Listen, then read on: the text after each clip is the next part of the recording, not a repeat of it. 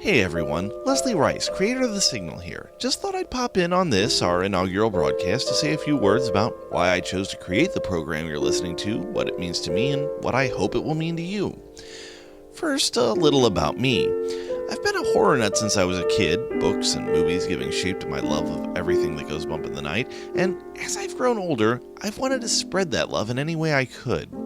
While writing screenplays and hosting my own web series, as I've done for a few years now, have their rewards, I've wanted to branch out lately, and the world of podcasting has offered me a solution. Unlike other podcasts that focus on a single narrow type of horror story or even one format, The Signal, once we're running at full capacity, is going to contain elements of radio drama, audio fiction, and will even explore the supernatural phenomenon and urban legends of our own world. I also wanted to incorporate a new element that I hadn't seen in other podcasts, a larger degree of audience participation. We'll be doing everything we can to include you guys in the podcast. A contest at the end of each episode, our Reddit page, Signal Horror Fiction, where you can read more stories and submit your own for consideration, and other special projects I've got in the works that depend on the kind of response we get to the show. In the meantime, this is very close to a one-man show at the moment, but I'm always open to accepting a helping hand, so if you would like to offer your talents to the show, be it editing, reading as a narrator, voice acting, or anything else, you can reach us at thisisthesignal@gmail.com, all one word there, or through the aforementioned subreddit, Signal Horror Fiction. Anyway, I'm very happy to bring you this program. I hope you enjoy it, and if you do like it, I hope you'll introduce others to it. Tell your friends. Tell everyone. After all, what's the worst that can happen?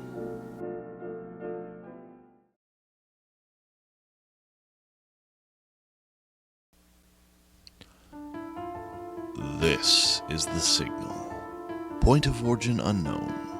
Destination unclear. It carries with it fragments of other places, other times. Stories from unfathomable pits of darkness and worlds of unquenchable, all-consuming light. These tales of realities both unimaginably distant and terrifyingly close are woven into, around, and through The Signal. Hello, and welcome to The Signal. As this is the first broadcast to reach you, we should elaborate upon what you've discovered. Here, you'll find the remnants of other realities, echoes of what is, what was, and what might be. During this transmission, we'll be limiting ourselves to two such fragments, tales of the dark and twisted corridors that exist beneath the world you thought you knew. These stories will take us from the bottom of the world to the outmost reaches of human experience, and later, you will be given the opportunity to add something of yourself to our next broadcast. It's time to delve into our first story.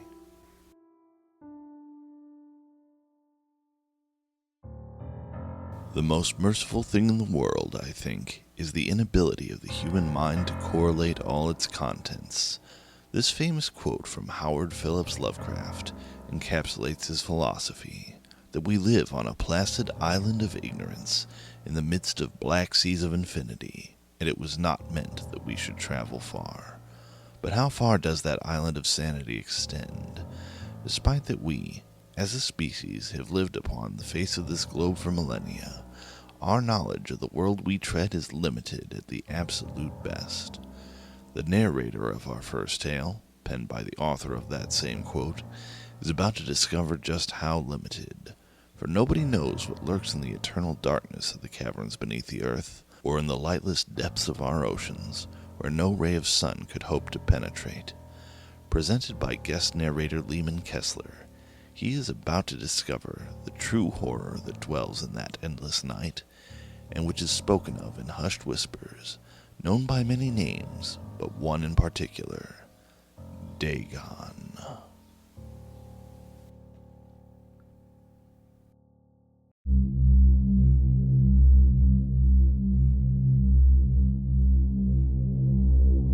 Dagon by Howard Phillips Lovecraft. I am writing this under an appreciable mental strain, since by tonight I shall be no more. penniless, and at the end of my supply of the drug which alone makes life endurable, I can bear the torture no longer, and shall cast myself from this garret window into the squalid street below. Do not think from my slavery to morphine that I am a weakling or a degenerate. When you have read these hastily scrawled pages, you may guess, though never fully realize, why it is that I must have forgetfulness or death. It was in one of the most open and least frequented parts of the broad Pacific that the packet of which I was supercargo fell a victim to the German sea raider. The Great War was then at its very beginning, and the ocean forces of the Hun had not completely sunk to their later degradation, so that our vessel was made a legitimate prize, whilst we of her crew were treated with all the fairness and consideration due us as naval prisoners. So liberal indeed was the discipline of our captors that 5 days after we were taken, I managed to escape alone in a small boat with water and provisions for a good length of time. When I finally found myself adrift and free, I had but little idea of my surroundings. Never a competent navigator, I could only guess vaguely by the sun and stars that I was somewhat south of the equator. Of the longitude I knew nothing, and no island or coastline was in sight. The weather kept fair, and for uncounted days I drifted aimlessly beneath the scorching sun, waiting either for some passing ship or to be cast on the shores of some habitable land. But neither ship nor land appeared, and I began to despair in my solitude upon the heaving vastnesses of unbroken blue. The change happened whilst I slept. Its details I shall never know, for my slumber, though troubled and dream-infested, was continuous. When at last I awakened, it was to discover myself half sucked into a slimy expanse of hellish black mire which extended about me in monotonous undulations as far as I could see, and in which my boat lay grounded some distance away. Though one might well imagine that my first sensation would be of wonder at so prodigious and unexpected a transformation of scenery, I was in reality more horrified than astonished, for there was in the air and in the rotting soil a sinister quality which chilled me to the very core. The region was putrid with the carcasses of decaying fish and of other less describable things which I saw protruding from the nasty mud of the unending plain. Perhaps I should not hope to convey in mere words the unutterable hideousness that can dwell in absolute silence and barren immensity. There was nothing within hearing, and nothing in sight save a vast reach of black slime. Yet the very completeness of the stillness and the homogeneity of the landscape oppressed me with a nauseating fear.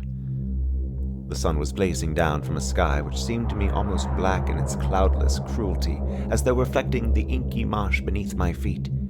As I crawled into the stranded boat, I realized that only one theory could explain my position. Through some unprecedented volcanic upheaval, a portion of the ocean floor must have been thrown to the surface, exposing regions which for innumerable millions of years had lain hidden underneath unfathomable watery depths. So great was the extent of the new land which had risen beneath me that I could not detect the faintest noise of the surging ocean, strain my ears as I might, nor were there any seafowl to prey upon the dead things. For several hours I sat thinking or brooding in the boat, which lay upon its side and afforded a slight shade as the sun moved across the heavens.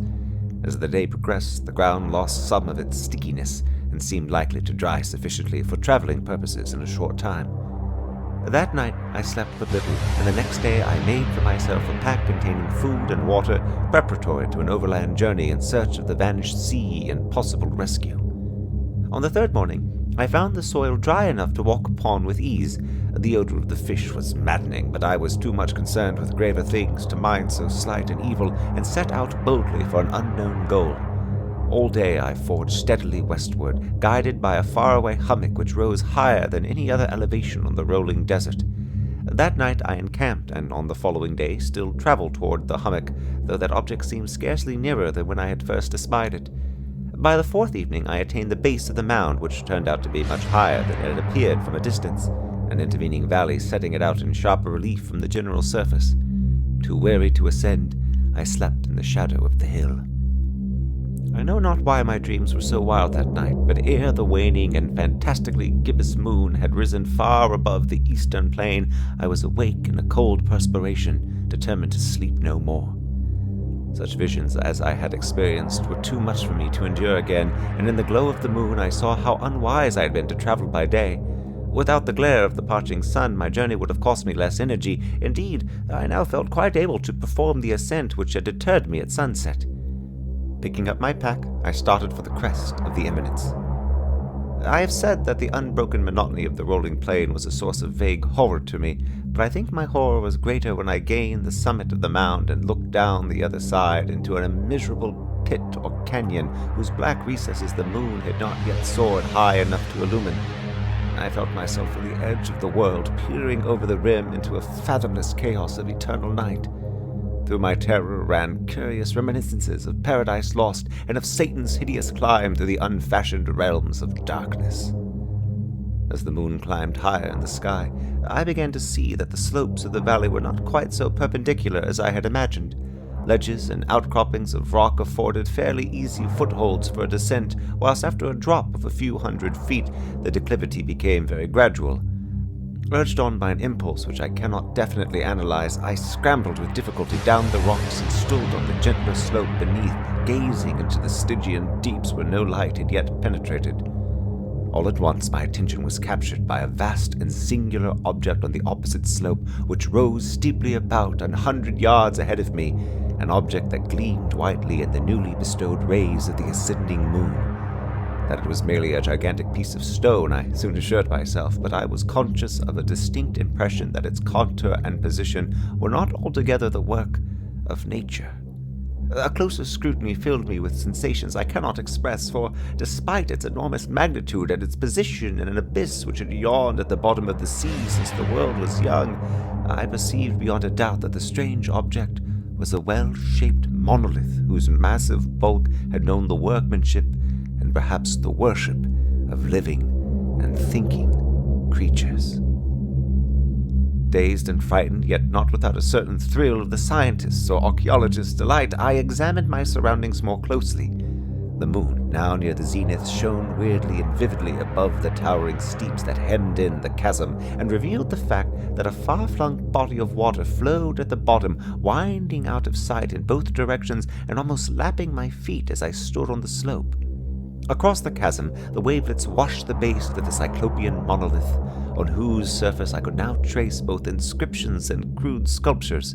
The writing was in a system of hieroglyphics unknown to me and unlike anything I had ever seen in books, consisting for the most part of conventionalized aquatic symbols such as fishes, eels, octopi, crustaceans, mollusks, whales, and the like. Several characters obviously represented marine things which are unknown to the modern world, but whose decomposing forms I had observed on the ocean-risen plain. It was the pictorial carving, however, that did most to hold me spellbound.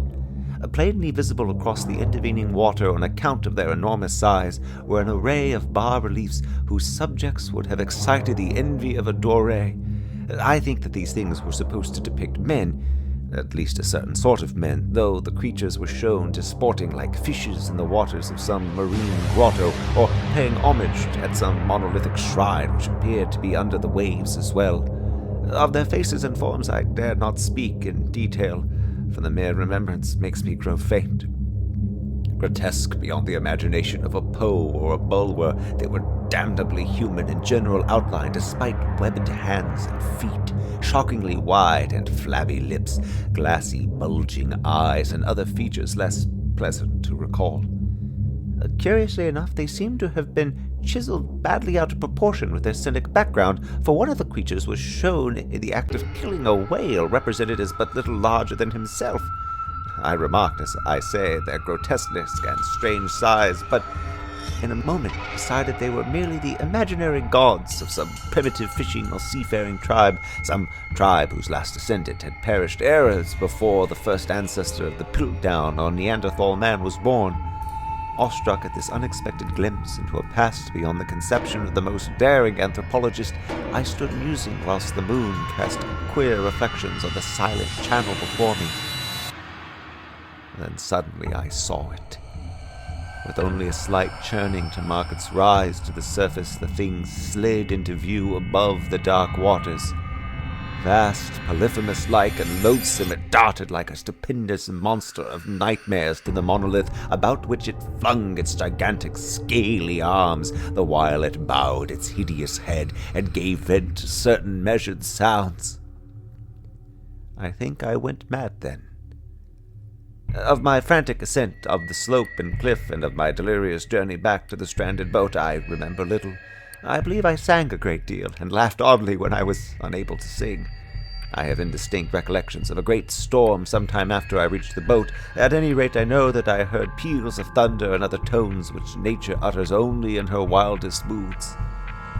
When I came out of the shadows, I was in a San Francisco hospital, brought thither by the captain of the American ship which had picked up my boat in mid-ocean. In my delirium I had said much, but found that my words had been given scant attention. Of any land upheaval in the Pacific my rescuers knew nothing, nor did I deem it necessary to insist upon a thing which I knew they could not believe. Once I sought out a celebrated ethnologist and amused him with peculiar questions regarding the ancient Philistine legend of Dagon, the fish god, but soon perceiving that he was hopelessly conventional, I did not press my enquiries. It is at night, especially when the moon is gibbous and waning, that I see the thing. I tried morphine, but the drug has given only transience surcease and has drawn me into its clutches as a hopeless slave. So now I am to end it all, having written a full account for the information or the contemptuous amusement of my fellow men.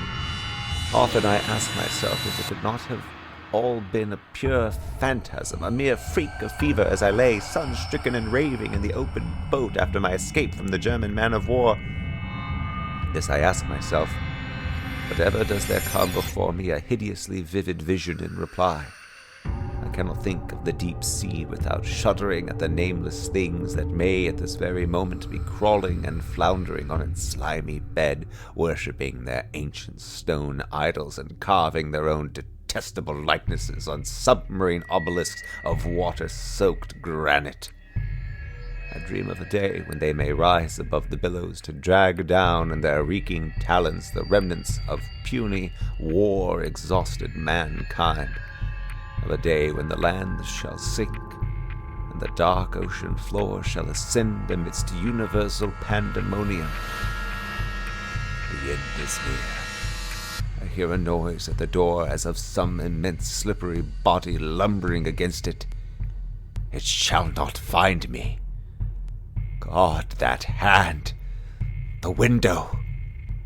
The window!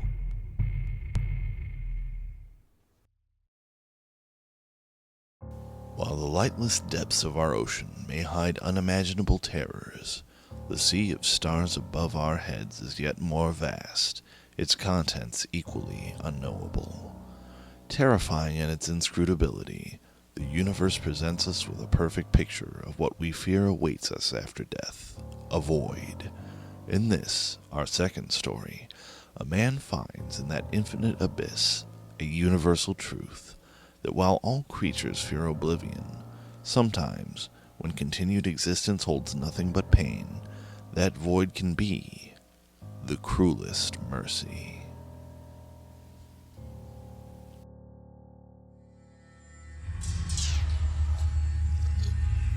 He was grateful when they took his eyes. They had already seen too much. He no longer knew his name. The needles, wires, and clacking surgical machines had seen to that. In fact, large swaths of his past were gone, burned away like a frame of film exposed to too much heat, leaving only black voids ringed by singed embers. Sadly, those images he wished erased the most were still there, worse than the pain of the ragged, bleeding holes in his psyche. He could still remember the day they came. It had been bright, noon, morning, and the sky had been blue and endless, not a single cloud. He'd been on a street with a woman, dark hair, eyes dark green, yet sparkling like diamond in the sun. She'd been laughing about something, and he had felt a closeness to her, some emotion now beyond his grasp. When he reached for it, the word love bubbled into his mind, but there was no feeling left to associate with it. It had been bright. That was why it had taken him by surprise when the sun had simply gone out, the street lights around them springing on as day turned instantly to night.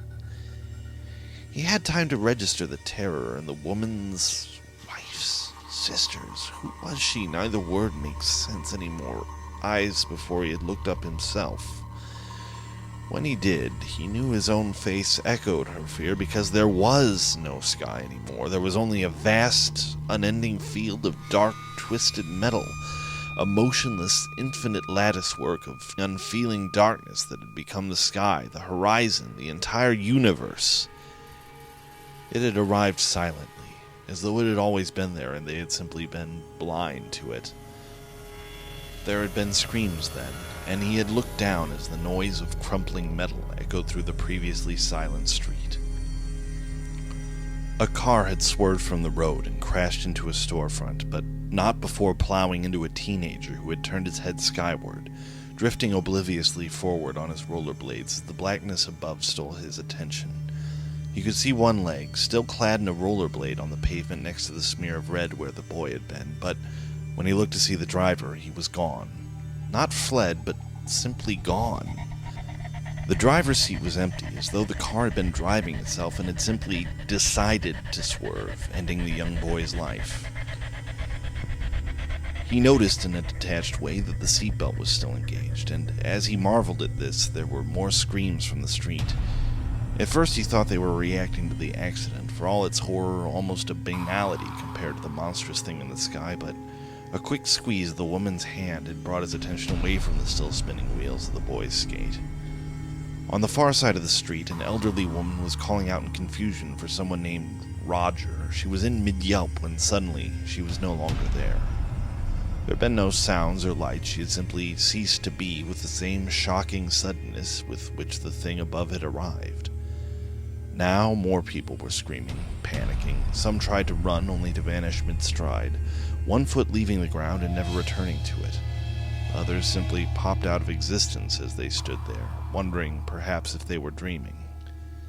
He had looked to the woman, ready to ask her what to do, and as he had opened his mouth to speak, he felt the warmth of her hand disappear from his, and suddenly found himself looking at the storefront across the way. He had stood that way for a while, screams thinning out around him, cut off mid-note or fading as they receded into the distance, before he slumped to the ground, sitting like a lost child waiting for his mother to return. When his turn came, it happened quickly. The street lamps around him had gone dark, and he had the barest flicker of disorientation, like the sinking sensation of nodding off, followed by the sudden snap of catching himself before sleep could claim him. His ears filled with a roaring sound, and he tried to stand, only to find that he was already upright, but somehow immobilized. His eyes adjusted, and he saw that he was in a vast open space between two walls of the same black metal that had loomed above him on the street. What had taken the sky from them had now become his entire world. In every direction, the chamber curved into darkness, far beyond what his eyes could distinguish, and he could make out what seemed to be hundreds, maybe thousands of metal threads stretching from one wall to the other. He struggled to move his hands, and fear blossomed in him as he saw they had been strapped to some sort of vertical platform, metal shackles binding his wrists and ankles. On either side there were other, identical restraining devices, the one to his left still vacant, the one to his right occupied by an old man, eyes closed, muttering something through his beard that might be a prayer. It was impossible to hear him over the sound in this place.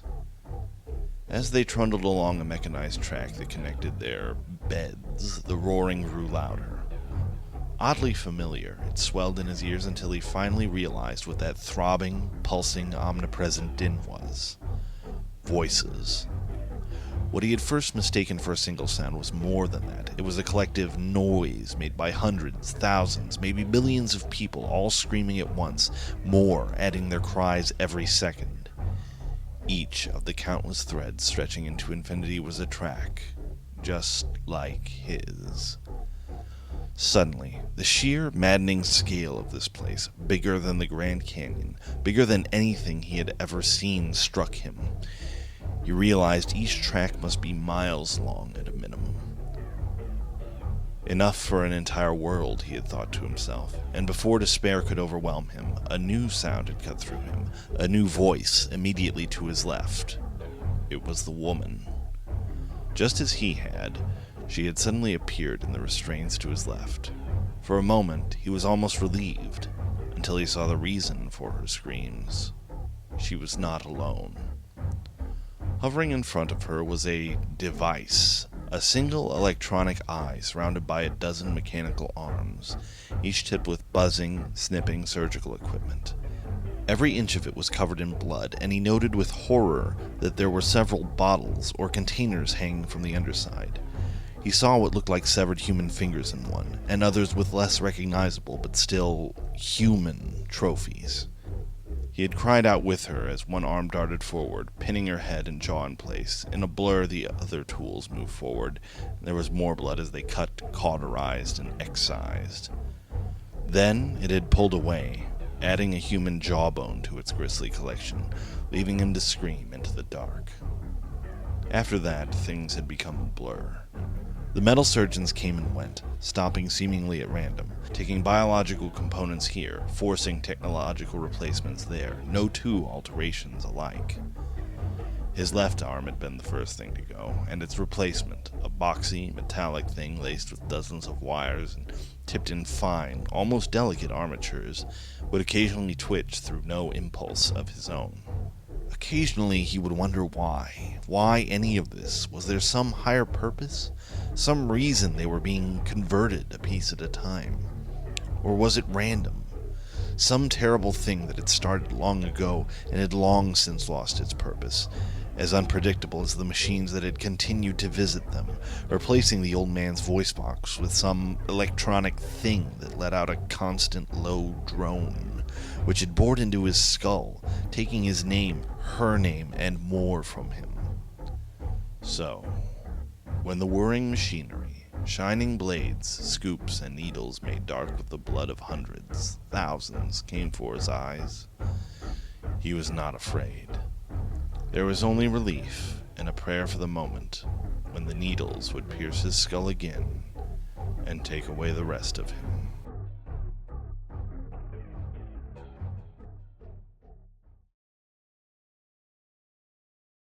One man, lost to time and space, his final, fading thoughts captured and carried into eternity by the signal.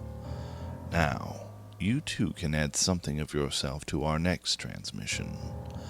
As the signal makes its way across time and space, it seeks out new places to propagate itself, minds receptive and ready to be reached by its influence. To find which of those is best suited to its purposes, we have developed a simple method of sorting those who would join us. To that end, I give you the test pattern. Welcome to the test pattern. Decipher the code and return your answers to thisisthesignal@gmail.com. The first subject to do so will become the focal point of our first local broadcast.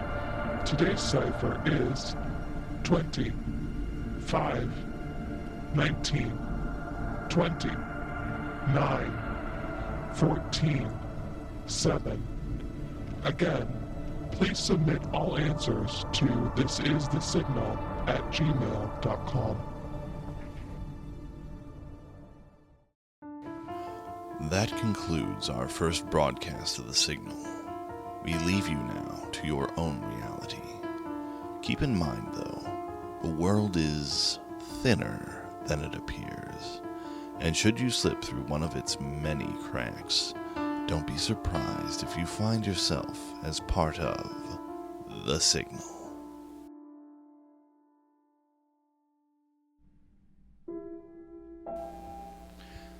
Hey everyone, me again, Leslie Rice, and I hope you enjoyed episode 0 of The Signal.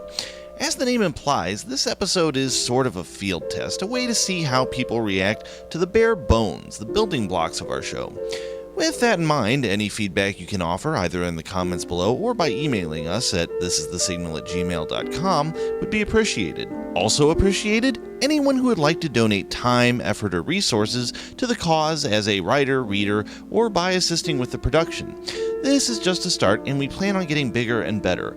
Voices for this episode include myself, Ashley Webb, and of course Lehman Kessler. Music was from my own playing and from Kevin MacLeod, whose work you can find at Incompetech.com. That's INCOMPETECH. Again, I hope you enjoyed this episode, and there are bigger things on the horizon, so I hope you'll join us for the next one. After all, what's the worst that could happen?